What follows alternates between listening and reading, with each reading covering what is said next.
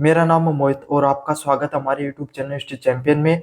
तो जैसा कि आप जानते हो, आपका जो पेपर होने वाला है हिंदी साहित्य का आदि काव्य और भक्ति काव्य, उससे संबंधित जितने भी महत्वपूर्ण प्रश्न है सारे के सारे मैं करवाने वाला हूँ। उसका जो अगला महत्वपूर्ण प्रश्न है, ढोला मारूरा दोहा विरह व्यथा का सशक्त काव्य है, इस कथन का विस्तृत समीक्षा कीजिए। मतलब ढोला मारूरा दोहा जो विरह, ये एक प्रकार की विरह कथा। विरह कथा क्या होती है? जहाँ पर नायक और नायिका के एक दूसरे के बिछड़न की कथा होती है, उस प्रकार का एक सशक्त काव्य है। इसके बारे में आपको विस्तृत वर्णन करना है।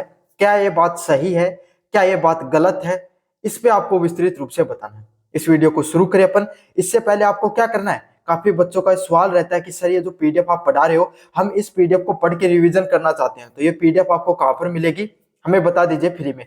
तो बच्चों, आपको ये पीडीएफ फ्री में मिल सकती है। बस आपको क्या करना होगा, चैनल को सब्सक्राइब करना होगा। जैसे चैनल को सब्सक्राइब करोगे, डिस्क्रिप्शन में आपके सामने जो टेलीग्राम है उसका लिंक देके रखा है। उस टेलीग्राम के लिंक पे आपको क्लिक करना है। टेलीग्राम के लिंक पे क्लिक करोगे, आप हमारे टेलीग्राम चैनल पे पहुंच जाओगे। वहां पर फाइल वाले सेक्शन में जाना और सर्च करना हिंदी लिटरेचर। हिंदी सर्च कर लेना सिर्फ, है ना। हिंदी सर्च करोगे तो अलग अलग प्रकार की आपकी पीडीएफ देखने को मिलेगी। उसमें BA first semester Hindi literature की पीडीएफ देखने को मिल जाएगी। उसको डाउनलोड करके पढ़ लेना। साथ के साथ डिस्क्रिप्शन में आपको हमने दे रखा प्ले लिस्ट का लिंक, वहां पे क्लिक करके आपके सामने इसी जो पेपर आपका समय आदि काव्य भक्ति काव्य के जितने इंपॉर्टेंट क्वेश्चन है सारे सारे मैंने वहां पर पढ़ा रखे हैं, वो जाकर पढ़ लेना। इसके अलावा अगर आप फ्लिपकार्ट मंत्रा से कोई प्रोडक्ट खरीदना चाहते हो तो इस व्यू प्रोडक्ट वाले ऑप्शन पे क्लिक करके आप क्या कर सकते हो, कोई भी प्रोडक्ट खरीद सकते हो। सबसे ज्यादा डिस्काउंट आपको देखने को मिल सकता है। चलो अब शुरू करते हैं वीडियो को। अगर अपन बात करें ढोला मारूरा जो दोहा, ये कथन पूरी तरीके से सत्य है। क्यों सत्य है? क्योंकि यहाँ पर जो ढोला मारूरा दोहा है, ये एक दूसरे के दो नायक, जो आपके सामने जो काव्य है, इसके अंदर जो नायक व नायिका की दोनों के बिछड़ने की क्या है, पीड़ा को दिखाया गया है। ये एक बहुत ही सशक्त और मार्मिक काव्य है। सशक्त मतलब एकदम, आप जब इसको पढ़ते हो तो आपके अंदर एक वास्तविक अनुभूति है, वो आपके सामने पेश होती है। आपको लगता है कि सच में ये जो कहानी लिखी गई है ये हमारे जीवन से कुछ संबंधित है। और मार्मिक काव्य है। मार्मिक काव्य ऐसा कि जो आपकी भावनाओं को जो अंदर से क्या कर दे, आपके सामने पूरी तरीके से आपकी भावनाओं को जो विचलित कर दे। आप उसको पढ़ो तो आप जब उस काव्य को पढ़ोगे तो आपको भी उसी तरीके की इमोशनल इंटेंसिटी है वो फील हो, उसी तरीके की भावनाएं वो आपके अंदर भी जागृत हो। समझ में आकर इस प्रकार के काव्य को सशक्त व मार्मिक काव्य के नाम से जाना जाता है। ये राजस्थानी लोक काव्य की एक अनमोल धरोहर है। तो आप में से सभी विद्यार्थियों ने लगभग ढोला मारूरा दोहा है, इसका नाम सुना होगा। ये बहुत ही हमारे राजस्थानी लोक काव्य परंपरा की बहुत ही बड़ी शानदार उपलब्धियों में से है, एक शानदार धरोहर में से। इसके नायक मारवणी का वियोग ही इस काव्य की आत्मा है। और ये यहाँ पर ये जो आपके सामने ये जो साहित्य लिखा गया, ये जो साहित्य की रचना की गई, इसमें एक नायिका है मारवणी, और उसका अपने पति से दूर होना, उसका अपने नायक या फिर अपने जो प्रेमी से दूर होने का जो वियोग है, उसी को इसमें क्या दिखाया गया है, बहुत ही ज्यादा विस्तृत, बहुत ही ज्यादा गहराई से इस चीज को, वियोग को दिखाया गया है, दोनों की पीड़ा को दिखाया गया है। और यही इस काव्य को क्या बनाता है, सजीव बनाता है और वास्तविक बनाता है। विरह का सशक्त चित्रण क्यों किया गया, मतलब किस तरीके से किया गया, इसके बारे में अपन देखेंगे। कैसे हमें लगता है कि वियोग की पीड़ा वो बहुत ही ज्यादा गहराई से दिखाई गई। पहला है तीव्रता व मार्मिक। मारवणी की विरह केवल साधारण दुख नहीं है, ये हृदय को तिल तिल जगाने वाली पीड़ा है। मतलब मारवणी है, ये जो नायिका है, ये उसका दुख है वो आपके सामने सामान्य मनुष्य की जो समस्याओं से संबंधित दुख नहीं है, बल्कि उसको हृदय को लगातार परेशान करने वाला दुख है। ये बचपन में अपने पिता ढोला के दूसरे विवाह और उसको भूल जाने से दुखी है। मतलब उसका जो मतलब पति होता है ढोला, या फिर उसका जो प्रेमी होता है, वो क्या कर लेता है, दूसरा विवाह कर देता है। उसका मतलब विवाह कहीं उसके साथ होना चाहिए था, बल्कि उसका किसी और के साथ विवाह हो जाता है और वह उसको भूल जाता है। यही चीज उसको बार बार परेशान करती है।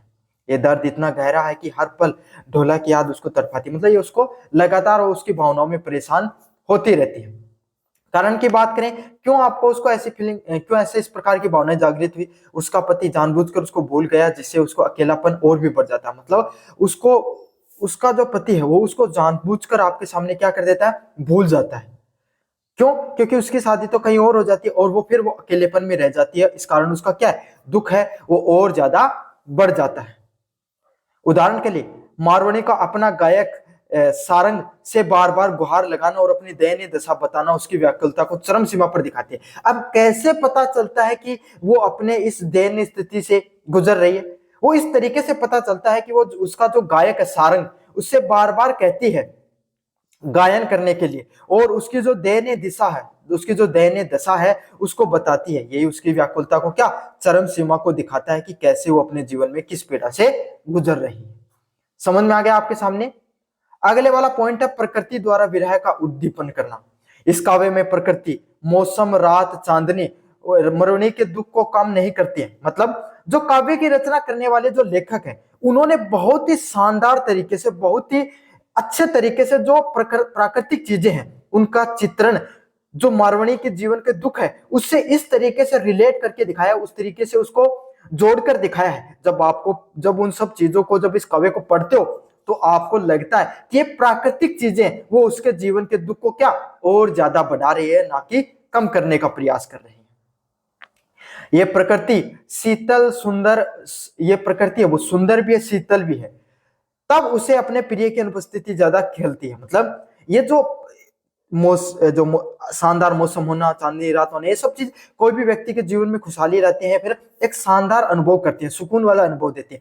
लेकिन वही चीजें मारवाणी के जीवन में जो अकेलापन है उसको और ज्यादा बढ़ाने का कार्य करती है। उसको ये प्रकृति उसको और ज्यादा क्या बना देती है, उसके जीवन को और ज्यादा दुखदायक बना देती है। तो यहाँ पर जो लेखक हैं, जो काव्य की रचना करने वाले लेखक हैं, साहित्यकार है, उन्होंने इन प्राकृतिक जो वस्तुओं का चित्रण इतनी खूबसूरती के साथ किया है कि वही चीजें आपके जीवन से रिलेट कर जाती हैं। उदाहरण के लिए पूस की जो रातें हैं वो आपके सामने सबके लिए दुखद होती हैं। डोला के अभाव में मारवाणी को पहाड़ जैसी लंबी लगती है। मतलब जो सर्द रातें होती हैं वो सबसे ज्यादा उसको दुखदायक होती हैं।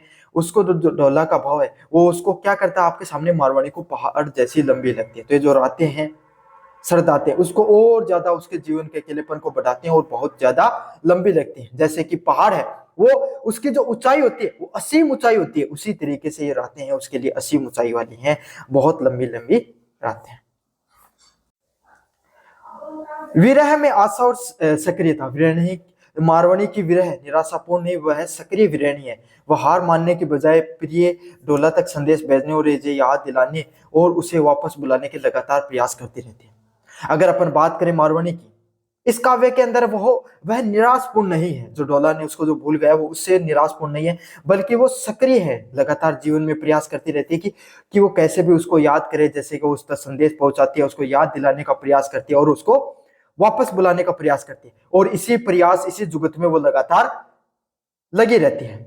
तुलना, वह उन विरहणियों से अलग है जो केवल रोती रहती है और अपने प्रेम के अधिकार के लिए नहीं लड़ती। मतलब वो उन सब विरहणियों से अलग है जो आप सिर्फ प्रेम में रोती रहती है बल्कि लड़ती नहीं।